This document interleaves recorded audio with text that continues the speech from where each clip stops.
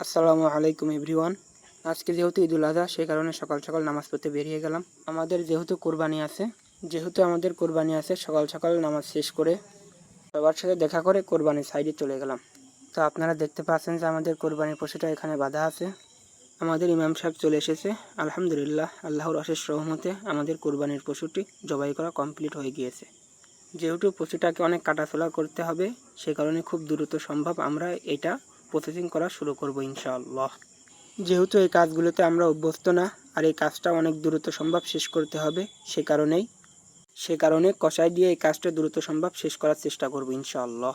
এই কাজগুলো আমরাই করতে পারতাম, যেহেতু আজকে ঈদুল আজহা, সে কারণে খামারে কোনো লোকজন নাই, সে কারণে খামারে নিজেরাই সব কিছু করতে হবে। সে কারণে এই কাজটা আমরা কষাই দিয়ে খুব দ্রুত সম্ভব শেষ করার চেষ্টা করব। তো আপনারা জানেন যে আমরা খামারে নতুন বাচ্চা তুলেছি। বাচ্চাগুলো যেহেতু অনেক ছোট, সে কারণে বাচ্চাগুলোর অনেক দেখভাল করতে হয়। সেই কারণে এই কাজগুলোর পাশাপাশি আমাদের খামারের দিকেও খেয়াল রাখতে হবে। এই জন্য এই কাজটি দ্রুত সম্ভব শেষ করে আমরা সঠিকভাবে বন্টন করে আমাদের খামারের উদ্দেশ্যে আমরা রওনা দিব। তো আপনারা দেখতে পাচ্ছেন যে গোশতগুলো কাটা চলতেছে। এই গোশতগুলো কাটা শেষ হয়ে গেলে পারে আমরা সঠিকভাবে ভাগ করে সবার মাঝে আমরা এই গোশতগুলো বন্টন করে দিব ইনশাআল্লাহ। ঈদের কয়েকদিন খুব ব্যস্ত থাকার কারণে আমরা সঠিকভাবে আপনাদের মাঝে ভিডিওগুলো দিতে পারিনি, সে কারণে আমরা আন্তরিকভাবে অনেক দুঃখিত। ইনশাআল্লাহ এখন থেকে নিয়মিত আপনাদের মাঝে আমরা আমাদের কন্টেন্টগুলো আপলোড দিব। তো আপনারা সবাই ভালো থাকবেন, সুস্থ থাকবেন, আর আমার জন্য দোয়া করবেন।